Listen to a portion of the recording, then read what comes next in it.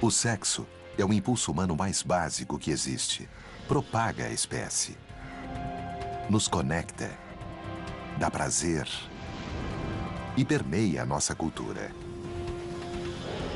À medida em que expandimos o nosso habitat, incluindo a vastidão do espaço, estamos preparados para levar o sexo com a gente?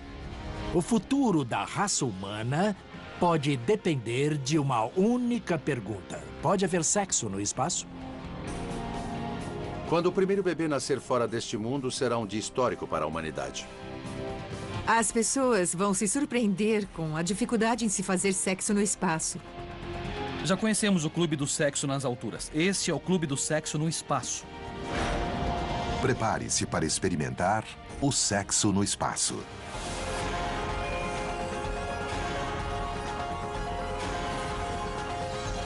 O universo. Sexo no espaço.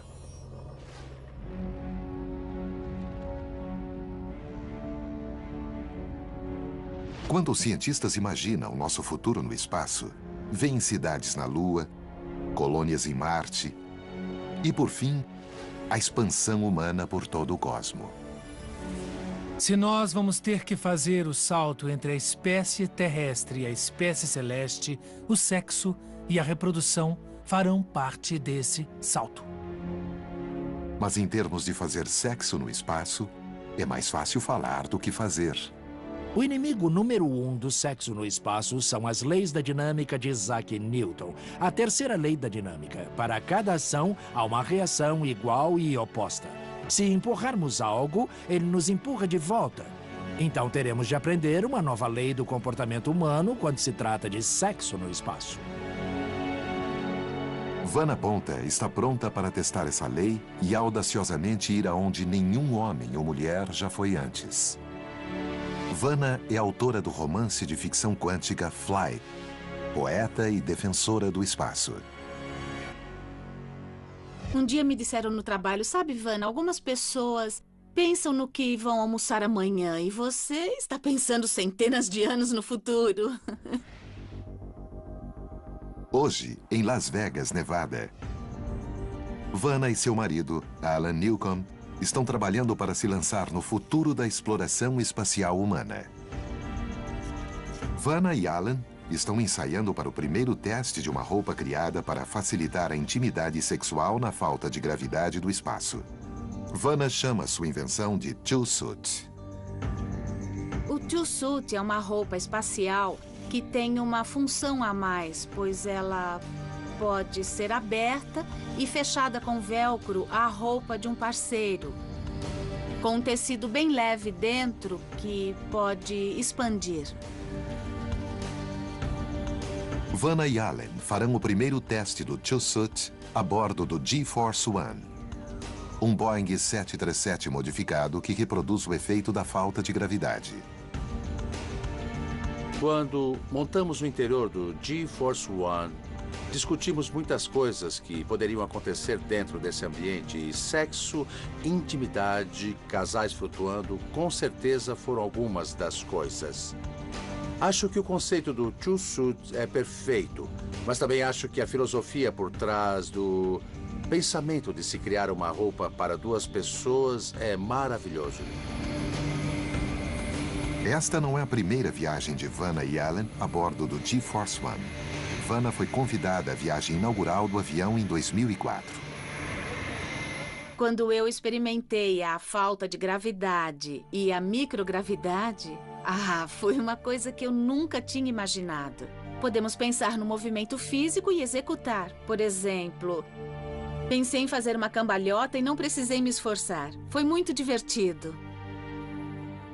Mas ao tentar iniciar um momento íntimo com o marido, Vanna percebeu que faltava algo na experiência da gravidade zero. A intimidade física. Nós demos cambalhotas, giramos, voamos, fizemos diversas acrobacias, mas eu fiquei com a impressão de que com a gravidade zero não havia nenhuma atração. Sabe, é como se não pudéssemos, nós tínhamos de nos esforçar muito só para dar um simples beijo. Vanna viu uma necessidade futura e decidiu supri-la agora. imaginei o Two-Suit, que é uma roupa que podemos prender a nosso parceiro sem termos de nos esforçar para ficar próximos ou nos abraçarmos. Não é só para atividade sexual, mas para intimidade, a sensação de intimidade, da proximidade física, abraçar, se aconchegar, acariciar. Um par de protótipos do Two-Suit foram fabricados e serão testados exaustivamente 11 mil metros acima de Nevada. Errei! Estou muito empolgada por testar o Two-Suit. A ideia de criar o futuro é muito emocionante e comovente para mim agora. Ser casado com a criadora do Two-Suit é uma maravilha. Vanna é uma mulher inteligente e muito criativa. Além disso, é muito atraente.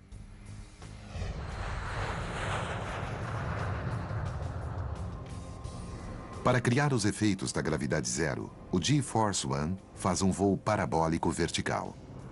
Enquanto o piloto arqueia a aeronave no pico da parábola, os ocupantes experimentam 30 segundos de falta de gravidade. É o mesmo efeito sentido em uma montanha-russa, quando o trem sobe até o topo e os ocupantes se erguem nos assentos. Durante o voo, o desafio de Vanna e Allen é completar uma manobra de acoplamento, beijar e se separar antes que o avião saia da parábola e a gravidade retorne. Vanna criou o Two-Suit para ser usado em voos espaciais de longa duração. Mas no G-Force One, ela e Allen terão menos de 30 segundos de falta de gravidade para testar a roupa. Minha nossa! Minha nossa! Durante as primeiras parábolas, Vanna e Allen se acostumam com a falta de gravidade. Aproveitem! Na terceira parábola, sua tentativa é interrompida por um grupo de passageiros desgovernados. Aproveitem! Nas próximas diversas parábolas, Vanna e Allen lutam contra o tempo e os caprichos da falta de gravidade para realizar uma acoplagem. Finalmente, na oitava parábola, uma acoplagem, um beijo e a desacoplagem. Gravidade normal. Diria que a missão foi um sucesso. Acho que o modelo é funcional e gostaria de testá-lo em condições mais prolongadas de gravidade zero, porque é o próximo passo. Estou contente e gostei muito do voo. O Two-Suit de Vanna é apenas um pequeno passo para que a humanidade colonize o universo. O salto gigante irá ocorrer quando procriarmos no espaço. O pouco que sabemos sobre reprodução e biologia de desenvolvimento no espaço nos sugere que haverá, com certeza, enormes problemas se a espécie tentar fazer um único salto de uma civilização terrestre para uma civilização sem gravidade. O primeiro problema é a gravidade zero, ou mais precisamente, a microgravidade. Quando há uma nave ou estação espacial em órbita da Terra, nós chamamos de microgravidade porque gravidade ainda está presente e continua a atrair em direção à Terra, só não é muito forte.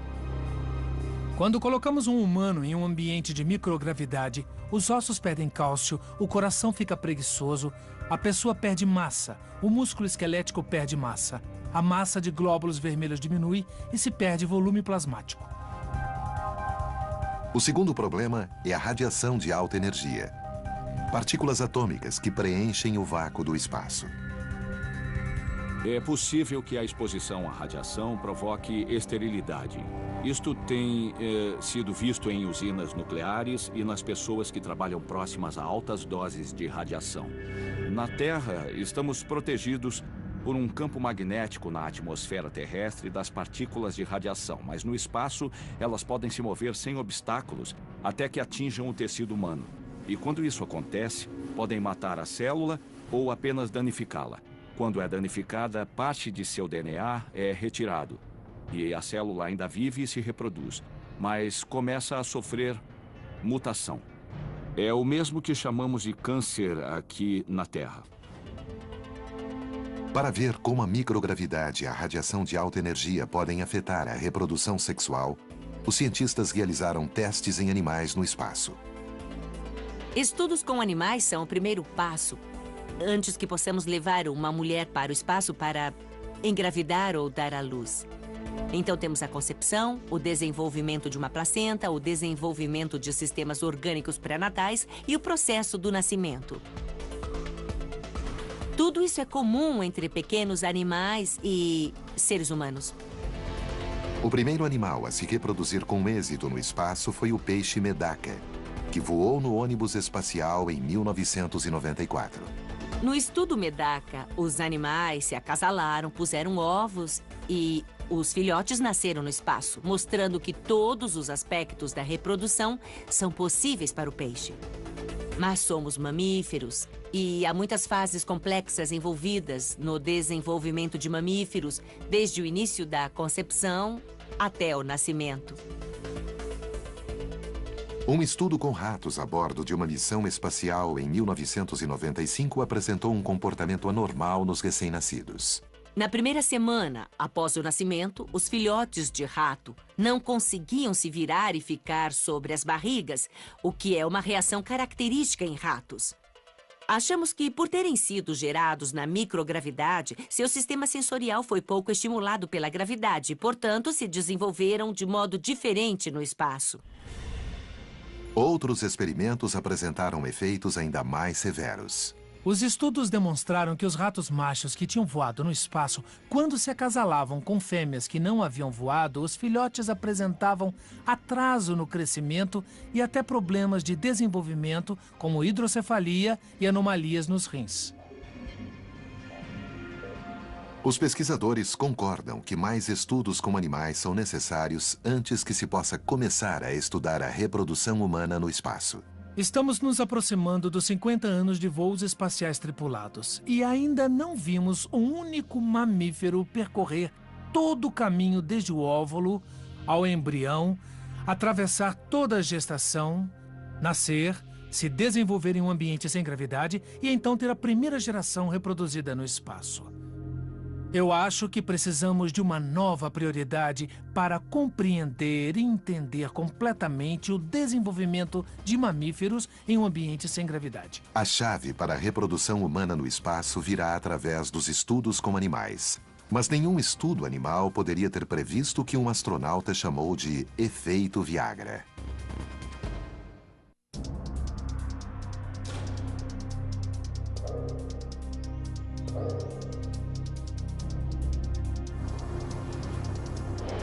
É o lançamento do ônibus espacial Discovery. A NASA e a Agência Espacial Russa declararam que não conduziram experimentos em sexualidade humana ou reprodução. Mas isso não significa que os cientistas não possam entender o que poderia ocorrer se um homem e uma mulher tentassem conceber uma criança no espaço. Se o homem não tiver uma ereção, a relação sexual é impossível. No entanto, de acordo com pelo menos um astronauta, estar no espaço produz o que ele chama de efeito Viagra. Em seu livro Riding Rockets, o especialista de ônibus espacial Mike Mullen escreveu sobre uma persistente e por vezes dolorosa condição que ele experimentou todos os dias quando acordava. Os cirurgiões de voo da NASA acreditam que a redistribuição do sangue na microgravidade seja a causa. A mudança de fluido pode facilitar a relação sexual por parte dos homens. É algo interessante que temos de investigar. De fato, há indícios de que os homens tendem a ter ereções mais facilmente no espaço por causa da mudança de fluido. Conclusão: os homens precisam se preocupar menos com o desempenho no espaço do que na Terra. Sinceramente, eu não sei se os seres humanos teriam muita dificuldade com o ato sexual em si na microgravidade. Quero dizer, desde que houvesse o desejo. Temos uma pequena amostra de 4 membros da tripulação que disseram que o desejo sexual diminuiu em órbita. Isso está relacionado à diminuição dos níveis de testosterona. É uma pequena amostra, mas é uma indicação do que pode ocorrer na gravidade zero. A próxima incógnita é como a microgravidade pode afetar a fertilização. A longa exposição à radiação espacial pode danificar o espermatozoide e, muito possivelmente, todos os óvulos da fêmea. Se ela estiver em idade fértil, então um desses óvulos pode ser danificado e produzir uma criança que tenha algum tipo de defeito de nascença ou fazer com que não nasça com vida. Quando liberados nas trompas de Falópio, os milhões de espermatozoides nadam em direção ao óvulo. Um espermatozoide tenaz conseguirá entrar e iniciará o processo de fertilização.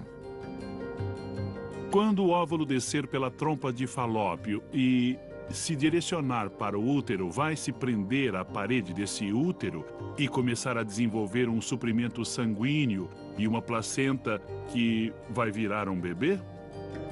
Nós simplesmente não sabemos. Se a fertilização for bem sucedida, começa a divisão celular e o crescimento do embrião. Quando o embrião se transformar em feto, a gravidade se torna cada vez mais crítica. Para um feto humano, uma gravidez completa dura cerca de 36 semanas. E até a 26ª semana, o feto fica flutuando. Depois disso, o feto se torna mais denso. Portanto, tende a afundar no líquido amniótico. Então, a partir desse momento, parece que a gravidade começa a afetar o desenvolvimento dos órgãos do feto. Se não estiver exposto à gravidade durante essa fase crítica, o desenvolvimento será, basicamente, bem anormal. Um estudo animal realizado na década de 80 apresentou resultados preocupantes que afetavam a estrutura do esqueleto e do coração do embrião. Alguns estudos foram feitos nos satélites Biocosmos, em que o embrião de rato, em desenvolvimento, sofreu uma diminuição de 13 a 17% na mineralização óssea dos ossos por causa da falta de gravidade. Sabemos que os extensores ao longo da coluna vertebral têm massa menor e que o ventríloco esquerdo do coração é bem menor. Isso faz sentido quando consideramos que o ventríloco não precisa bombear contra a gravidade para mover sangue. Não se sabe como a mesma falta de gravidade pode afetar um feto humano, mas é provável que tenha efeitos semelhantes. Se os cientistas encontrarem um modo de fazer com que um bebê seja gerado com saúde no espaço, então uma nova sala de parto terá que ser criada. Dar à luz no espaço seria confuso, como é aqui na Terra. Há líquidos, fluidos e sangue envolvido. Há o risco de os líquidos voarem para todo lado. Portanto, teriam de ser desenvolvidos sistemas de ventilação e de limpeza para ajudar no parto. O arquiteto espacial John Spencer pensou em como uma câmara de parto em gravidade zero poderia funcionar. Um dos requisitos na criação de uma câmara de parto a gravidade zero seria o rápido escoamento da água. Isso por causa da limpeza, mas também para manter a câmara livre de sangue e permitir que os médicos que estiverem trabalhando no parto consigam ver o que está acontecendo. John se inspirou no parto dentro da água, em que os bebês nascem na água morna. Defensores do método dizem que isso facilita a transição do útero para a vida fora da mãe. John também acredita que a falta de gravidade proporcionará benefícios semelhantes. Estar no útero é como estar na gravidade zero, então sair de um ambiente de gravidade zero para uma sala de gravidade zero pode ser uma transição mais fácil. Com base em tudo o que sabemos, esse dia ainda está bem distante no futuro. Tudo se resume a isso. Se a gravidade afetar todos os aspectos do desenvolvimento vertebrado, então há profundas implicações quando se considera a procriação em um ambiente extraterrestre. Uma dessas implicações é que os bebês nascidos no espaço podem ter dificuldade em ir para a Terra. Em 100 anos receberemos a visita de pessoas que cresceram nesses ambientes tendo de usar trajes terrestres para vir para cá. Um tipo de exoesqueleto que os ajudará com seus músculos e ossos mais fracos. Isso é interessante. Uma hora vamos criar espécies espaciais que precisarão de uma roupa terrestre para voltar ao planeta-mãe. Uma solução possível é a criação de gravidade artificial no espaço usando centrifugadoras, que utilizam a força centrífuga para criar um efeito conhecido como carga de gravidade. Imagine uma mulher grávida sentada ou deitada com os pés na direção do centro dessa máquina. Ela poderia estar lendo, trabalhando, conversando com as pessoas Isso poderia durar 1 ou 2 horas, o suficiente para criar a sensação de subir e descer que pode ser benéfica para o feto.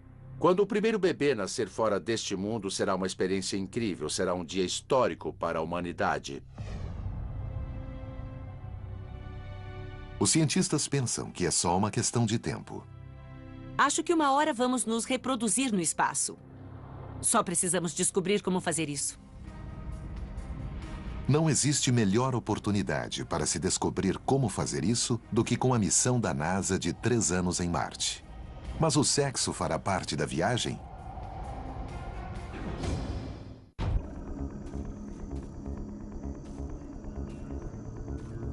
Há 65 milhões de anos, outra espécie dominava o planeta, como os seres humanos fazem hoje. Os dinossauros foram a principal forma de vida na Terra durante mais de 150 milhões de anos. Mas bastou uma única tarde ruim para que eles sumissem para sempre e nunca mais voltassem.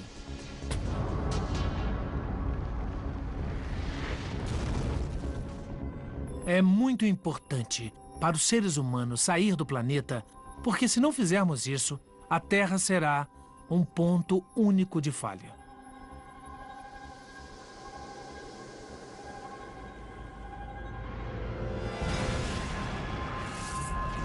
Se não tivermos uma reserva, um percurso alternativo, se o elo crítico se romper, todo o sistema sofrerá uma falha catastrófica. Se a reprodução humana não vier a acontecer com extremo êxito, a espécie humana não vai sobreviver. Apesar dessas advertências, a sexualidade e a reprodução humana continuam sendo um tema tabu na NASA. A NASA é uma organização incrível. É um ótimo lugar para se estar. No entanto, é uma organização de engenheiros, feita por engenheiros e para engenheiros. Para um engenheiro, a luz ou está acesa ou apagada, não há meio termo. E na ciência da vida existe somente 2 verdades absolutas, a vida e a morte. Todo o resto é uma área cinzenta. Em termos de sexo no espaço, em todos os anos que passei na NASA, nunca toquei no assunto com um tripulante ou um membro da organização. Nunca foi uma preocupação. A NASA é custeada pelo contribuinte, e o contribuinte não quer saber que seu dinheiro está sendo gasto para astronautas transarem no espaço, viverem pequenas aventuras às suas custas. O público quer saber que o imposto está sendo gasto com sabedoria. Por isso, a NASA é tão reticente em relação a essa ideia. Estamos indo na direção. Tudo certo. A NASA atualmente tem planos de levar o ser humano de volta à Lua em 2020. É apenas um aquecimento para o evento principal, uma viagem de 3 anos de ida e volta a Marte. No planejamento para a missão, a NASA não fez qualquer referência à sexualidade humana. Essa omissão foi citada em um relatório da Academia Nacional de Ciências. A sexualidade no espaço é uma área que não foi pesquisada ainda. Psicólogos e psiquiatras concluíram que os seres humanos precisam estar conectados para terem vidas normais. Precisamos estar psicológica e emocionalmente ligados. E também precisamos de ligações físicas entre os indivíduos. A intimidade em todos esses níveis é muito importante. O problema com tripulações espaciais de longa duração é que o modelo, até hoje, exclui qualquer tipo de intimidade. Alguns especialistas acreditam que os astronautas devem sublimar suas necessidades e desejos em prol da missão. Não é realista e é inviável. Isso criaria indivíduos muito problemáticos se tivessem que manter essa separação. Então, para que a equipe seja funcional, a intimidade em todos os níveis deve ser levada em conta para se ter o equilíbrio humano e temos que planejar para isso. O argumento contrário é de que o sexo entre membros da tripulação poderia criar distrações e divisões potencialmente perigosas. Pode haver discussões, problemas, brigas. Uma pessoa pode sentir ciúme de outra ou sentir desejo pelo parceiro de outra. Isso pode acontecer, será difícil evitar. Somos seres humanos e esses problemas acabam surgindo. Mas haverá muito tempo para conversar e se entender. O envio de tripulações com membros do mesmo sexo é cogitado como uma forma de inibir o sexo em missões de longa duração. Não é realista pensar que, só porque vai haver só um sexo, não haverá necessidade de contatos sexuais ou que o sexo não vai acontecer. Esta me parece uma abordagem muito ingênua. Outro plano é enviar somente casais casados. Também não é realista esperar que ser casado será a solução. Então, eu não acho que o casamento seja uma forma melhor de tratar da questão do que enviar apenas um sexo. Eu acho que o que temos que fazer é selecionar indivíduos emocionalmente maduros, que sejam seguros da sua sexualidade. E em seguida os treinamos para lidar com os problemas que surgirem e acreditar que farão um bom trabalho. A ideia de Cheryl é antes fazer os tripulantes viverem juntos durante 9 meses num local que lembre o ambiente isolado de Marte. Ela sugere a Antártica. Uma das formas de testar isso é enviá-los à Antártica para viverem lá durante 9 meses. Nesse tempo, eles vão lidar com os problemas de convivência, vão tratar das questões de intimidade, vão descobrir se sentem atração por alguém e, se sentirem, como vão lidar com isso e como o grupo vai lidar com isso. Assim, quando forem enviados para Marte ou para a Lua, quando tiverem que morar nesses lugares, saberão o que esperar e saberão como lidar com isso. Eu acho que simplesmente assumir que eles são profissionais e que vão dar um jeito é uma receita para o desastre.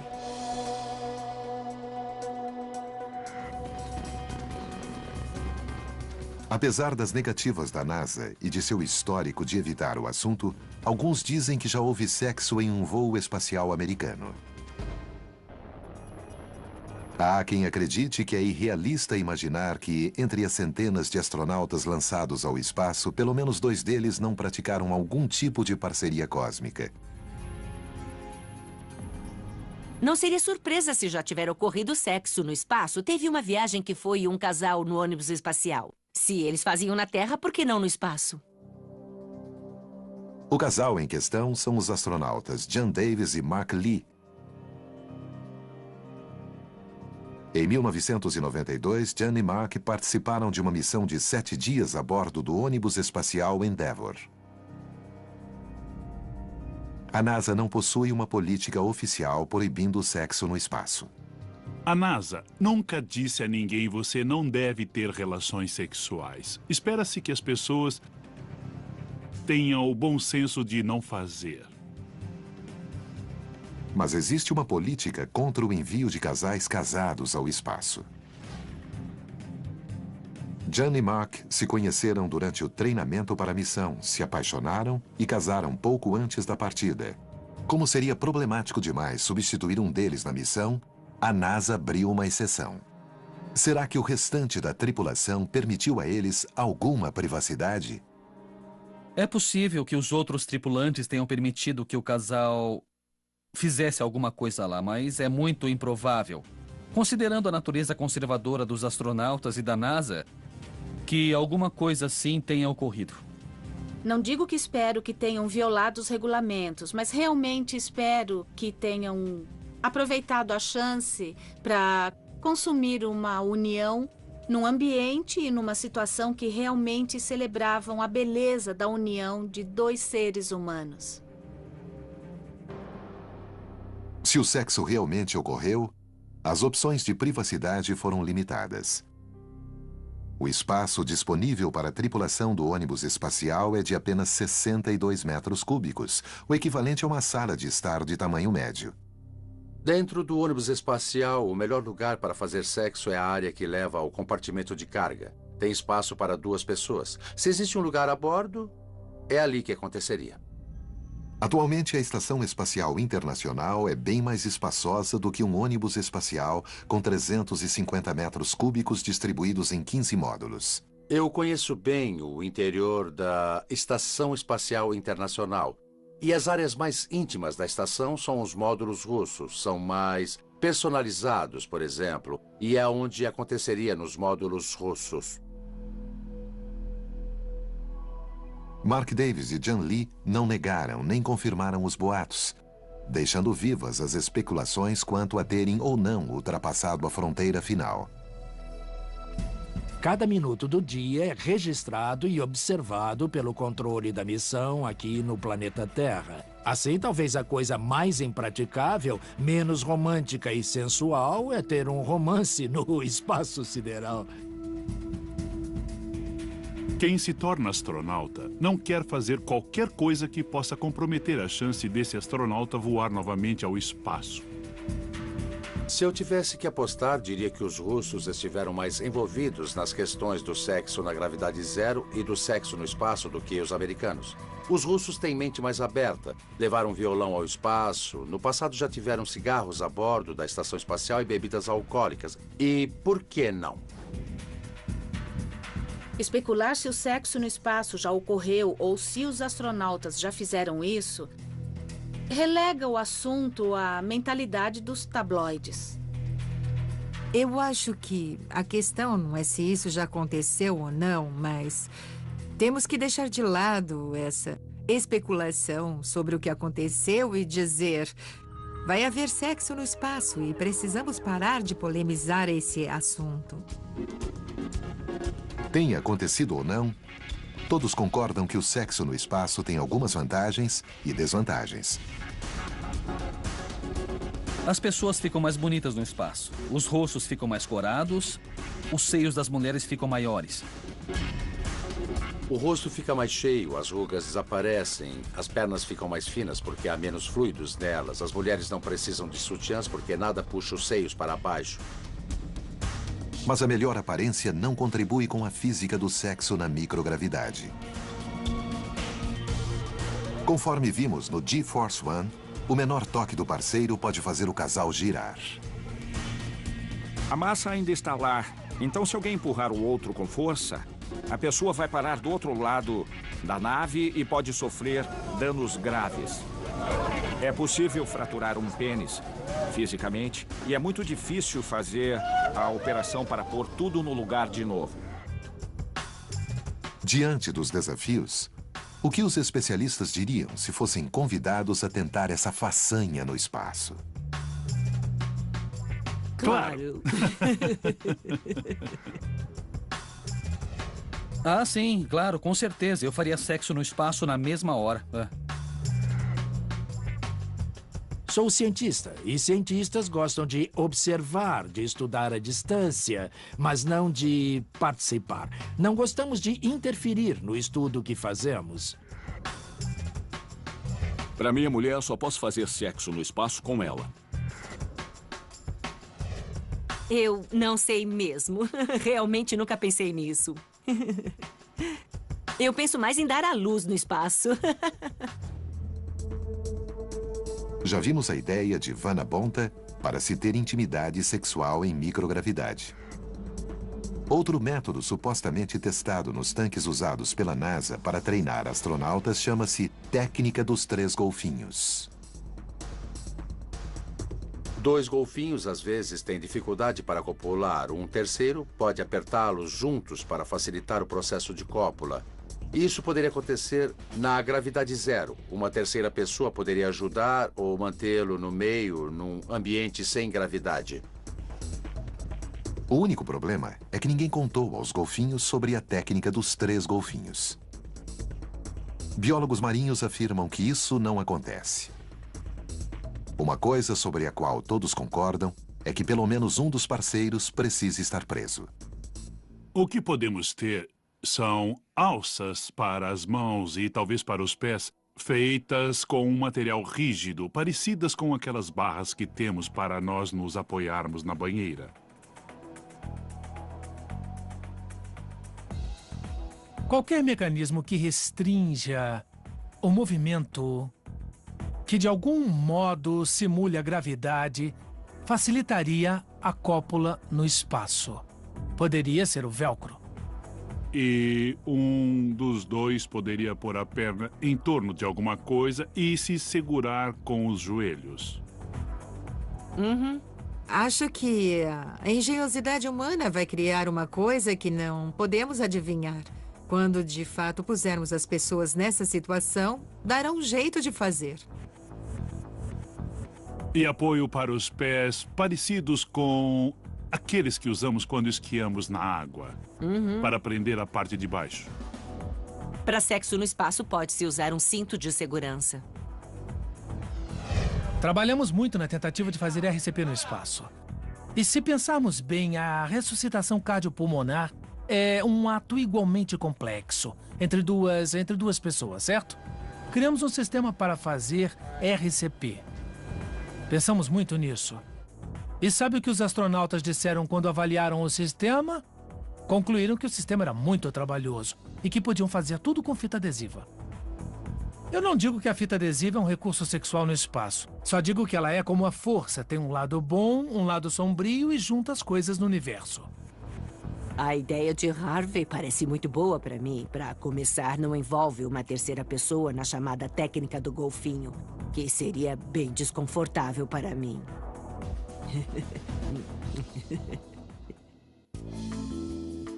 As especulações sobre o sexo na microgravidade logo serão coisa do passado. Preparem-se para uma nova visão do futuro. Cortesia da indústria espacial comercial.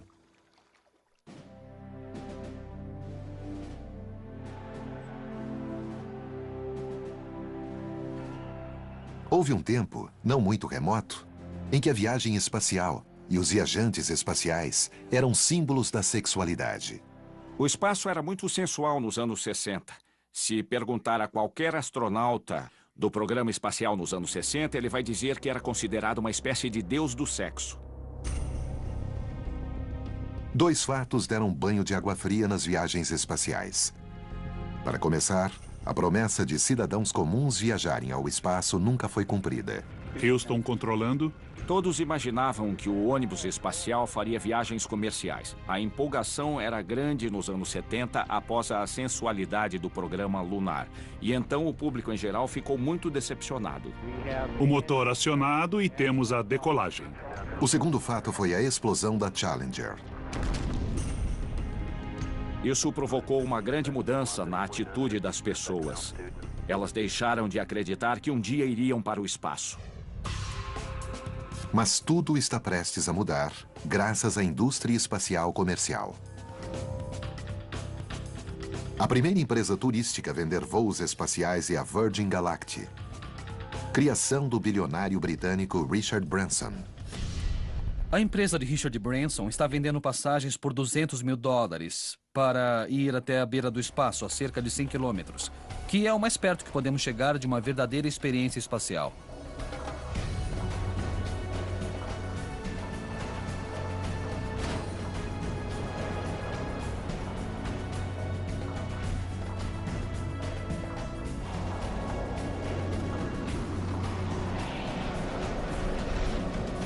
Ainda faltam alguns anos para a viagem inaugural da Virgin Galactic.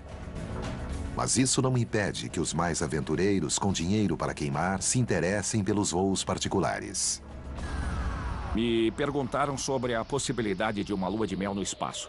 E dessa forma de consumar o casamento no espaço. Essa é uma ideia que não adotaremos de início. Precisamos conhecer melhor todos os riscos que podem correr antes de pensarmos em permitir que um casal consume o casamento no espaço. Mas a questão é que há quem queira fazer isso. Por mais inovadora que seja a Virgin Galactic, não é nada se comparado ao que a Sociedade de Turismo Espacial está planejando. Já conhecemos o Clube do Sexo nas alturas. Esse é o Clube do Sexo no espaço. Temos superiates ou navios de cruzeiro em órbita da Terra ou circulando entre a Terra e a Lua, servindo de base para o verdadeiro turismo espacial. Estamos falando de entretenimento, diversão, bebidas, sexo, de todas as coisas mais loucas aqui. Vamos saltar para o ano de 2050 para ver o que um casal recém-casado pode ter em sua lua de mel a bordo do iate espacial projetado por John Spencer. Esta é uma maquete do iate espacial do John. Estou desenhando uma discoteca. que ficará aqui na seção central. Isto aqui será uma esfera. Imagine uma esfera gigante de 18 metros de diâmetro, totalmente de vidro ou de um material transparente, que permita ver em todas as direções. E teremos pessoas flutuando, dançando, navegando, fazendo todo tipo de coisas em nome do prazer e da diversão. Após uma longa noite dançando, bebendo e se divertindo, o casal quer um outro tipo de diversão. Na Terra, isso pode incluir um momento romântico numa hidromassagem. John Spencer imaginou uma hidromassagem espacial que ele chama de esfera quente. Imagine que o seu quarto é uma esfera e no centro dela existe uma água colorida aquecida. E você pode entrar nela se abraçando para fazer amor ou relaxar. A esfera será contida nesse formato pelo fluxo de ar. Ela não vai se mover, mas poderá espirrar a água e ela voltará ao lugar no formato de pequenas esferas. Depois de um mergulho na esfera quente, o casal segue para a suíte nupcial. Ali encontra a resposta de Sam à terceira lei de Newton, o túnel do amor. Vamos supor que esta é uma janela gigante, dentro da suíte nupcial. Temos uma vista panorâmica fantástica. E eles podem esticar isto aqui, que é chamado de túnel do amor. Tem iluminação dentro, é ventilado e pode ver que é forrado. A forração é macia e confortável para o casal ficar à vontade. Eles entram aqui e aí fazem amor no túnel do amor. O túnel do amor poderia se tornar um equipamento básico na segunda nave espacial da Virgin Galactic. Obviamente não é uma coisa para o início do turismo suborbital. Mas, sabe, estou acostumado a trabalhar em lugares em que também se pensa no futuro. E em um dia poderá haver a terceira ou a quarta nave. E a ideia de um túnel do amor é perfeitamente lógica. Por acaso, a NASA teria algum plano de criar um túnel do amor? Eu nunca ouvi falar em qualquer plano da NASA de criar um túnel do amor. Talvez não. Mas enquanto a indústria do turismo espacial trabalha com os aspectos mais lúdicos do sexo no espaço, cientistas e pesquisadores têm suas próprias razões para terem esperanças. Acho que o turismo espacial é a área em que o sexo no espaço será tratado de uma forma mais aberta. Esse será o ambiente em que o assunto será finalmente tratado sem pudores. É inevitável que aonde quer que o ser humano vá, o sexo acompanhe. Mesmo nos recantos mais frios do universo. A questão toda é que a exploração não envolve apenas lugares. Exploramos a nós mesmos, uma perspectiva de nós mesmos. E isso envolve a intimidade, o sexo, os relacionamentos.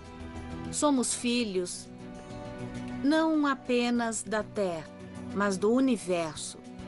Portanto, como filhos, é nosso dever usar nossa capacidade máxima e nos espalharmos para outros planetas. Quem sabe o que vamos encontrar?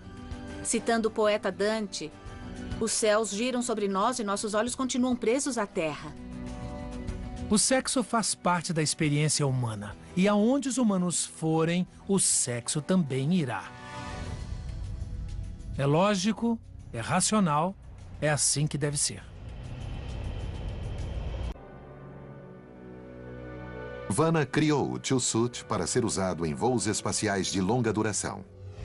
Mas no G-Force One, ela e Alan terão menos de 30 segundos de falta de gravidade para testar a roupa. Minha nossa! Minha nossa! Durante as primeiras parábolas, Vanna e Alan se acostumam com a falta de gravidade. Aproveitem! Na terceira parábola, sua tentativa é interrompida por um grupo de passageiros desgovernados. Aproveitem! Nas próximas diversas parábolas, Vanna e Alan lutam contra o tempo e os caprichos da falta de gravidade para realizar uma acoplagem. Finalmente, na oitava parábola, uma acoplagem, um beijo e a desacoplagem. Gravidade normal. Diria que a missão foi um sucesso. Acho que o modelo é funcional e gostaria de testá-lo em condições mais prolongadas de gravidade zero, porque é o próximo passo. Estou contente e gostei muito do voo. O Two-Suit de Vanna é apenas um pequeno passo para que a humanidade colonize o universo. O salto gigante irá ocorrer quando procriarmos no espaço. O pouco que sabemos sobre reprodução e biologia de desenvolvimento no espaço nos sugere que haverá, com certeza, enormes problemas se a espécie tentar fazer um único salto de uma civilização terrestre para uma civilização sem gravidade. É mais fácil falar do que fazer.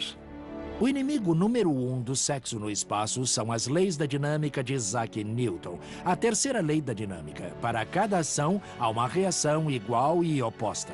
Se empurrarmos algo, ele nos empurra de volta. Então teremos de aprender uma nova lei do comportamento humano quando se trata de sexo no espaço. Vanna Ponta está pronta para testar essa lei e audaciosamente ir aonde nenhum homem ou mulher já foi antes. Vanna é autora do romance de ficção quântica Fly, poeta e defensora do espaço. Um dia me disseram no trabalho, sabe, Vanna, algumas pessoas pensam no que vão almoçar amanhã e você está pensando centenas de anos no futuro. Hoje, em Las Vegas, Nevada, Vanna e seu marido, Alan Newcomb, estão trabalhando para se lançar no futuro da exploração espacial humana. Vanna e Alan estão ensaiando para o primeiro teste de uma roupa criada para facilitar a intimidade sexual na falta de gravidade do espaço. Vanna chama sua invenção de Two-Suit. O Two-Suit é uma roupa espacial que tem uma função a mais, pois ela pode ser aberta e fechada com velcro à roupa de um parceiro, com um tecido bem leve dentro que pode expandir. Vanna e Alan farão o primeiro teste do Two-Suit a bordo. O sexo é o impulso humano mais básico que existe. Propaga a espécie. Nos conecta. Dá prazer. E permeia a nossa cultura. À medida em que expandimos o nosso habitat, incluindo a vastidão do espaço, estamos preparados para levar o sexo com a gente? O futuro da raça humana pode depender de uma única pergunta. Pode haver sexo no espaço? Quando o primeiro bebê nascer fora deste mundo, será um dia histórico para a humanidade. As pessoas vão se surpreender com a dificuldade em se fazer sexo no espaço. Já conhecemos o clube do sexo nas alturas. Esse é o clube do sexo no espaço. Prepare-se para experimentar o sexo no espaço.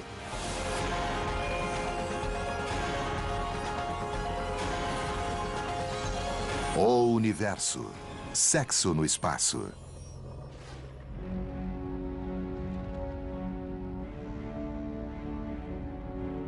Quando os cientistas imaginam nosso futuro no espaço, veem cidades na Lua, colônias em Marte e, por fim, a expansão humana por todo o cosmo. Se nós vamos ter que fazer o salto entre a espécie terrestre e a espécie celeste, o sexo e a reprodução farão parte desse salto. Mas em termos de fazer sexo no espaço, do G-Force One, um Boeing 737 modificado que reproduz o efeito da falta de gravidade. Quando montamos o interior do G-Force One, discutimos muitas coisas que poderiam acontecer dentro desse ambiente e sexo, intimidade, casais flutuando, com certeza foram algumas das coisas. Acho que o conceito do Two-Suit é perfeito, mas também acho que a filosofia por trás do pensamento de se criar uma roupa para duas pessoas é maravilhoso. Esta não é a primeira viagem de Vanna e Alan a bordo do G-Force One. Vanna foi convidada à viagem inaugural do avião em 2004.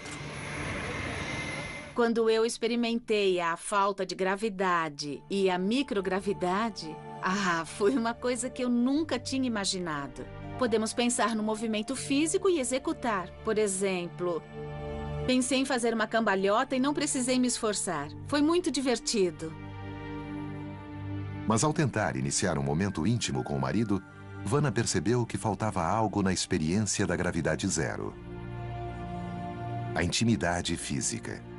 Nós demos cambalhotas, giramos, voamos, fizemos diversas acrobacias, mas eu fiquei com a impressão de que com a gravidade zero não havia nenhuma atração. Sabe, é como se não pudéssemos, nós tínhamos de nos esforçar muito só para dar um simples beijo. Vanna viu uma necessidade futura e decidiu supri-la agora. Imaginei o two-suit, que é uma roupa que podemos prender a nosso parceiro sem termos de nos esforçar para ficar próximos ou nos abraçarmos. Não é só para atividade sexual, mas para intimidade, a sensação de intimidade, da proximidade física, abraçar, se aconchegar, acariciar. Um par de protótipos do two-suit foram fabricados e serão testados exaustivamente 11 mil metros acima de Nevada. Errei! Estou muito empolgada por testar o two-suit. A ideia de criar o futuro é muito emocionante e comovente para mim agora. Ser casado com a criadora do two-suit é uma maravilha. Vanna é uma mulher inteligente e muito criativa. Além disso, é muito atraente.